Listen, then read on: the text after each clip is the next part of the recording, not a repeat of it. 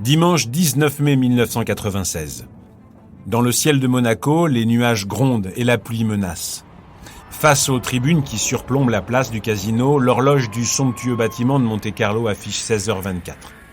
Il ne reste plus que 5 minutes de course et 2 coureurs, le Français Olivier Panis et le Britannique David Coulthard, sont toujours au coude à coude. 1 seconde et 5 centièmes séparent les deux pilotes. Après 250 km de course et 2 heures d'un combat acharné dans les rues étroites de la ville, ce 75e tour sera le dernier. Les yeux fixés sur la piste, les 2 mains fermement accrochées au volant de sa Ligier, Panis transpire à grosses gouttes. Dans son rétroviseur, la McLaren rouge et blanche de Coulthard le menace de près. D'un coup, l'averse s'intensifie et la pluie inonde à nouveau la piste. Dans les tribunes, les parapluies s'ouvrent les uns après les autres. Sur le circuit, des flaques se forment, les monoplaces sont à peine pilotables. Les virages transforment les pilotes en funambules. Et malgré cette pluie diluvienne, Olivier Panis continue d'attaquer. Olivier Panis maintenant, à 500 mètres du bonheur de gagner son premier Grand Prix. Entre les 2 coureurs, l'écart se creuse dans le virage serré de la Rascasse. Avec maintenant 3 secondes et demie de retard sur la Ligier, David Coulthard sait qu'il ne reviendra plus sur le Français. À cet instant, à travers la buée de son casque, le Français aperçoit au loin le drapeau à damier se lever. Un dernier coup d'œil dans le rétro et le pilote exulte. Il est 16h30, Olivier Panis, 29 ans, file à plus de 200 km à l'heure vers la première victoire de sa carrière. Allez, le virage de Tony Nogues, dernière accélération, c'est fait. Olivier Panis Il a gagne gagné. ici son premier Grand Prix de Monaco. Podcast Story. Comme chaque année au mois de mai, la Côte d'Azur est en ébullition. Après le festival de Cannes, c'est au tour de la principauté d'attirer sur son rocher les regards du monde entier. Tracé au cœur même de la glorieuse ville de Monaco, le Grand Prix, dont la première édition remonte à 1929, est aujourd'hui un événement incontournable sur la scène sportive mondiale. 3 jours de fête pendant lesquels vitesse, émotion et glamour se mélangent le temps d'une course unique en son genre, organisée comme chaque année par l'Automobile Club de Monaco.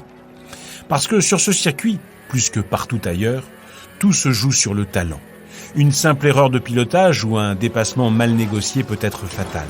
Entre les virages serrés et les glissières de sécurité trop proches, les dépassements en course sont quasiment impossibles. Alors chaque année, nombreux sont ceux qui s'y pressent pour avoir le privilège d'y assister. En provenance de toute la Méditerranée, les yachts jettent l'ancre par centaines. En ville, les immenses terrasses des palaces et des cafés sont bondées. Dans les tribunes qui bordent les 3 kilomètres de piste, pas une seule place n'est libre. Tous veulent voir ces 22 bolides dévaler à pleine vitesse les rues étroites et tortueuses de la plus prestigieuse des courses automobiles. Et pour cette 6e manche de la saison 1996, les 260 km de course s'annoncent encore passionnants. Les essais qualificatifs de la veille ont placé Michael Schumacher en pole position, juste devant les 2 autres grands favoris de l'épreuve, le leader du championnat Damon Hill et le Français Jean Alesi. Dimanche, jour de course. Étroitement assis dans l'habitacle de sa Ligier, Olivier Panis a les yeux fermés. Mentalement, il parcourt le tracé, chaque obstacle est identifié, chaque virage est passé dans le bon rapport, chaque point de freinage visualisé. Malgré sa 14e position sur la grille de départ, le pilote français est serein. Il a, avec son équipe, décidé de tenter un pari. Celui de remplir la Ligier jusqu'au goulot. 145 litres de carburant. Une centaine de kilos qui alourdit considérablement la monoplace, mais qui pourrait bien éviter tout ravitaillement pendant la course.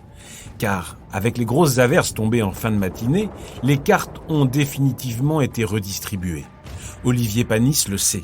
Sur le mouillé, la vitesse est réduite et la consommation de carburant n'est plus tout à fait la même. Après le tour de chauffe, les voitures s'immobilisent. Les moteurs résonnent dans toute la ville, la sonnerie retentit enfin et les 5 feux rouges s'éteignent d'un coup. Dans le ciel obscur, l'immense drapeau vert s'agite dans tous les sens. Aussitôt, l'odeur de la gomme brûlée des pneus qui patinent sur l'asphalte se mélange à l'épaisse fumée blanche qui se dégage des moteurs. Il est 14h30 les 22 voitures s'élancent à plus de 250 km/h dans les rues de la Principauté. Même si l'averse s'est arrêtée, la piste humide complique les conditions de la course. Dès la première courbe, le redoutable virage de Sainte-Dévote, les accrochages s'enchaînent les uns après les autres. Schumacher, lancé à toute allure, maintient sa pole position. Mais l'entrée du tunnel qui mène au port lui est fatale. Le pilote allemand opte pour une trajectoire plus élargie et freine brusquement. Après seulement 40 secondes de course, la Ferrari dérape et s'encastre à pleine vitesse dans le fond. Damon Hill prend la tête de la course, suivi de près par Alesi, Berger, Irvine et Barrichello. Au même instant, Jos Verstappen tire tout droit au freinage et s'écrase à son tour dans la barrière de pneus. Fisichella, lui, abandonne sa machine dans la montée du casino et Barrichello part en tête à queue dans le virage, en épingle à cheveux, du Fairmont. À l'issue de cette première boucle, 5 pilotes sont déjà out. Derrière, malgré les kilos de carburant qui affaiblissent la Ligier, Olivier Panis déborde Brundle dans la montée de beau rivage. Les tours s'enchaînent au rythme des accrochages et des abandons. Au 11e passage, la moitié du plateau est déjà éliminée. Au portier, juste avant l'entrée du tunnel, Olivier Panis, en grande forme, se défait d'Herbert et grimpe en 7e position. C'est le 3e concurrent que le jeune Français réussit à doubler depuis l'extinction des feux, et si la stratégie mise en place était la bonne. Peu à peu, la piste s'assèche, la trajectoire s'éclaircit et les chronos commencent à tomber. Au même instant, plusieurs voitures s'arrêtent à leur stand pour changer de pneus et ravitailler. C'est au tour du Français de rentrer au stand. Parti avec le plein, Panis change seulement de pneumatique et exécute un arrêt éclair qui lui permet de remonter comme un boulet de canon sur le peloton de tête composé de Damon Hill, Jean Alesi et Eddie Irvine. Désormais 4e, Panis se jette à l'assaut d'Irvine qui braque instantanément vers la gauche. Les roues des deux monoplaces s'entrechoquent violemment, mais le Français freine sèchement et réussit à bloquer la Ferrari du Nord-Irlandais face au rail.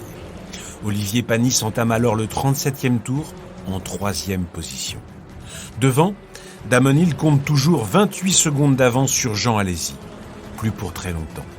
Alors qu'il s'engage à plus de 220 km/h sous le tunnel, le voyant rouge de son V10 clignote sans arrêt. D'un coup, le moteur explose. L'Anglais immobilise le véhicule et se dégage in extremis de sa Renault. Jean Alesi passe premier, Olivier Panis deuxième. Les deux Français ont pris les 2 premières places de la course. À Monaco, le public exulte. David Coulthard, lui, revient sur leurs talons. Entre les accrochages, les tape-rails en solo et les nombreuses défaillances mécaniques, une dizaine de voitures accidentées stationnent autour du circuit. En bord de piste, les pilotes furieux jettent violemment leur casque au sol et regagnent leur stand. Sur les 22 voitures positionnées sur la grille de départ, il n'en reste plus que 9. Malgré les gros nuages noirs qui assombrissent de nouveau le rocher, la piste est désormais complètement sèche. Panis, survolté, réduit son retard avec Alesi à 28 secondes. Coulthard, lui, est semé. Au 59e tour, ultime coup de théâtre. L'arrière droit de la Benetton de Jean Alesi vibre de plus en plus. Le leader n'a plus le choix, il doit rejoindre son stand. Dans une cadence effrénée, les mécaniciens examinent la barre de torsion de sa suspension et relâchent aussitôt le pilote. La Benetton n'ira pas bien loin. 2 tours plus tard, Jean Alesi, dévasté, abandonne lui aussi. On approche des 2 heures de course. Olivier Panis est désormais premier devant David Coulthard et Johnny Herbert. Chez Ligier, tous les regards sont tournés vers les écrans de contrôle. Personne n'ose encore croire à une victoire. Peu après 16 heures, les 7 derniers pilotes encore en course entament le 69e tour du circuit. Le ciel gronde sans arrêt et la pluie inonde à nouveau la piste. En raison des mauvaises conditions, la direction de course annonce officiellement la fin de l'épreuve au 75e tour. Le compte à rebours est lancé. Coulthard accroche toujours Panis à moins d'1 seconde. Mais les rues tortueuses du circuit et les conditions de visibilité épouvantables empêchent définitivement le Britannique d'anticiper un dépassement. Derrière, Irvine part à son tour en tête à queue et barre l'accès au tunnel. Mika Salo et Mika Häkkinen surgissent à pleine vitesse. L'hécatombe continue 3 nouveaux pilotes sont éliminés. Au loin, le drapeau à damier s'agite dans tous les sens. Pour Olivier Panis, le jour de gloire est arrivé. Dans le box de l'écurie Ligier, l'équipe laisse enfin éclater sa joie. 15 ans qu'elle attendait une victoire, oui, 15 ans. Une main sur le volant, l'autre brandissant un grand drapeau tricolore, le Français salue la foule et rejoint son stand. À peine sorti de son habitacle, le pilote est porté en triomphe par son équipe et quelques spectateurs euphoriques. En haut des gradins, toute la famille princière, debout, applaudit l'exploit du pilote français. Vainqueur inattendu, Olivier Panis remporte son premier et unique Grand Prix à Monaco, au terme d'une course folle. Tandis que retentit l'hymne national français, la Marseillaise, pour Olivier Panis. Parti 14e, il est l'auteur de la plus belle remontée de tous les temps à Monaco. Cette victoire est aussi la 9e et dernière victoire de l'écurie Ligier en tant que constructeur. Avec seulement 3 voitures qui franchissent la ligne d'arrivée, cette 6e étape de la saison 1996 est l'une des plus mémorables de l'histoire de la Formule 1. Voilà pourquoi aujourd'hui, une victoire sur ce circuit reste encore et toujours le plus grand rêve de tout pilote. Podcast Story. On a tous une histoire à écouter. Ne manquez aucun épisode de Podcast Story. Abonnez-vous et mettez 5 étoiles sur Podcast Addict, Amazon Music ou Spotify.